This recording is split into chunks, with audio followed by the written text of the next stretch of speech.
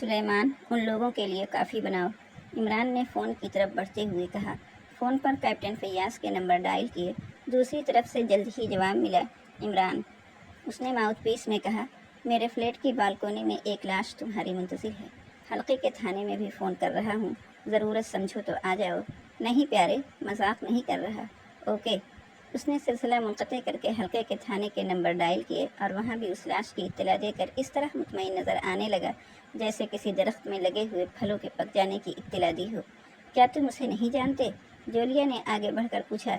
میرے لیے قطعی اجنبی تھا، عمران نے جواب دیا اور جیب سے چوئنگم کا پیکٹ نکال کر پھاڑنے لگا۔ عمران صاحب، استاد تھوک نگل کر بولے، مجھے تو جانے ہی دیجیے۔ اربا نہیں سناؤ گے؟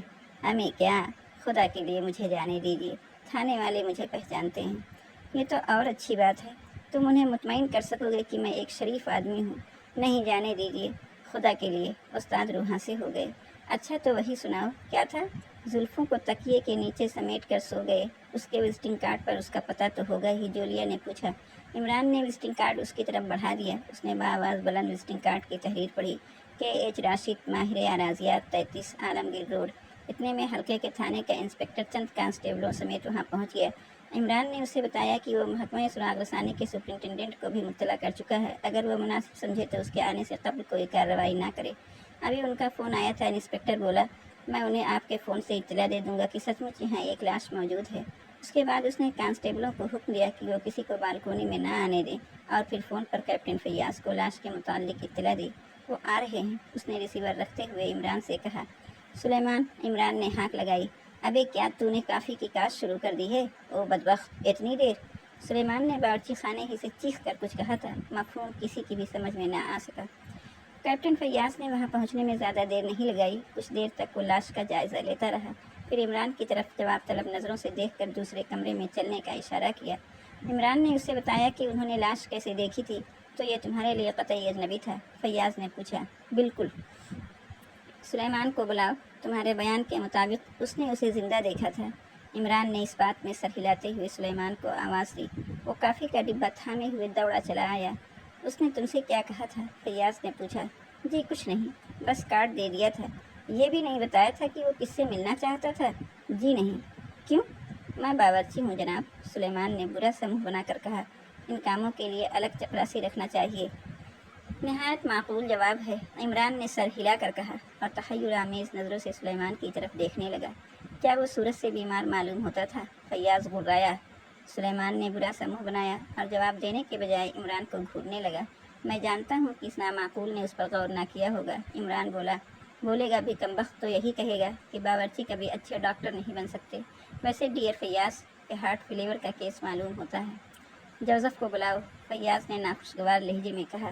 کافی کریم والی یا دودھ والی چلے گی؟ سلمان نے عمران سے پوچھا۔ کریم، عمران نے کہا اور جوزف کو آواز دی۔ سلیمان چلا گیا۔ جوزف آیا اور اٹینشن ہو گیا۔ فیاض چند لمحے اسے گھورتا رہا، پھر پوچھا، کیا وہ اس وقت تڑپ رہا تھا جب تم نے اسے دیکھا تھا؟ مر چکا تھا۔ ہلا جلا کر دیکھا تھا؟ نہیں۔ پھر کیسے اندازہ ہوا کہ وہ مر چکا تھا؟ بس ہو گیا تھا۔ میں اس مسئلے پر بحث نہیں کر سکتا۔ پہلے اسے کہاں دیکھا تھا؟ کہیں بھی نہیں۔ جھگڑے کو کتنے دن گزرے؟ کیسا جھگڑا؟ جوزف نے پوچھا۔ اب وہ کیپٹن فیاض کی آنکھوں میں دیکھ رہا تھا۔ تم لوگوں سے اس کا جھگڑا کب ہوا تھا؟ میں کہتا ہوں نا کہ میرے لیے وہ اجنبی تھا۔ پھر فیاض نے اسے بھی رخصت کر دیا۔ جولیا اور صفدر سے پوچھ گچھ شروع کی۔ اس کے بعد استاد کی باری آئی، جو اس دوران طرح طرح کے پوز بنا کر خود کو عریفوں کی طرح ثابت کر رہے تھے۔ آپ کون ہیں؟ فیاض نے انہیں مخاطب کیا۔ میں ہوں۔ کیا مطلب؟ یہ بہت بڑے شاعر ہیں، عمران بول پڑا، اور محبوب نرالے عالم چنے بیچتے ہیں۔ کیا آپ اس مرنے والے کو پہچانتے ہیں؟ جی نہیں۔ بالکل۔ عمران سر ہلا کر بولا، بھلا مرد کی لاش کیوں پہچاننے لگے؟ عورت ہوتی تو تڑ سے کہتے، ہاں میں جانتا ہوں، فلاں جگہ رہتی تھی، اس سے پہلے فلاں جگہ بھی رہ چکی ہے، ارے کئی بار مجھ سے چنے لے کر کھا چکی ہے۔ ہمیں کیا عمران بھائی؟ استاد نے دانت نکال دیے، پھر موقع کی نزاکت کا احساس کرتے سختی سے ہونٹ بھیجتے ہوئے کیپٹن فیاض کی طرف دیکھا۔ کچھ دیر بعد فیاض لاش کا جائزہ لے رہا تھا۔ جیبوں سے کچھ کاغذات برآمد ہوئے۔ ایک چھوٹی سی ڈائری ملی جسے وہ الٹ پلٹ کر دیکھتا رہا۔ دفتن اس کی آنکھیں ایک صفحے پر جم سی گئیں۔ عمران بغور اس کے چہرے کا جائزہ لے رہا تھا۔ اس نے محسوس کیا کہ فیاض نے اس میں کوئی خاص چیز دیکھی ہے۔ اب فیاض ڈائری کو جیب میں ڈالتا ہوا عمران کو عجیب نظروں سے گھور رہا تھا۔ عمران منتظر رہا کہ وہ کچھ بولے، لیکن فیاض اسے مخاطب ہوئے بغیر ان فوٹوگرافروں کی طرف متوجہ ہو گیا جو لاش کی تصویریں لے رہے تھے۔ سلیمان نے کافی کی ٹرے میز پر رکھ دی تھی۔ وہ لوگ جو وہاں پہلے سے موجود تھے کافی پی رہے تھے۔ عمران نے پولیس آفیسروں کو مدعو نہیں کیا۔ کچھ دیر بعد لاش اٹھوا دی گئی۔ فیاض کمرے میں آ بیٹھا۔ کیا آپ کافی پینا پسند فرمائیں گے کپتان صاحب؟ عمران نے بڑے ادب سے پوچھا۔ نہیں، فیاض نے جھلاہٹ کا مظاہرہ کیا۔ چند لمحے عمران کو گھورتا رہا، پھر بولا، تم کسی طرح بھی مجھے یقین نہ دلا سکو گے کہ تم اسے پہلے سے نہیں جانتے تھے۔ یہ تو بہت بری بات ہوئی کپتان صاحب۔ پھر ایسی صورت میں آپ کیا کریں گے؟ مناسب یہی ہے کہ سچی بات بتا دو، اس نے چاروں طرف دیکھتے ہوئے آہستہ سے کہا۔ بلکہ بہتر یہ ہوگا کہ میرے ساتھ چلو، میں تیار ہوں میں تیار ہوں کپتان صاحب، عمران اٹھتا ہوا بولا۔ استاد نے جلدی سے کہا، اگر عتیق بھائی کی طرف سے گزرنا ہو تو مجھے بھی لیتے چلیے۔ نہیں، ادھر نہیں جائیں گے، عمران نے کہا اور فیاض کو چلنے کا اشارہ کرتا ہوا آگے بڑھ گیا۔ کچھ دیر بعد فیاض کی گاڑی ٹریفک کی بھیڑ میں راستے بنا رہی تھی۔ عمران اگلی ہی سیٹ پر تھا۔ فیاض نے جیب سے مرنے والے کی ڈائری نکالی اور عمران کی طرف بڑھاتا ہوا بولا، اسے دیکھو، یہ اس کی ڈائری ہے، آج کی تاریخ نکالو۔ عمران اس کی ورق گردانی کرتا رہا، پھر آج کی تاریخ کے اندراج پر نظر ٹھہری۔ لکھا تھا، آج میں اپنے دشمن سے ملنے جا رہا ہوں جو بے حد پراسرار ہے۔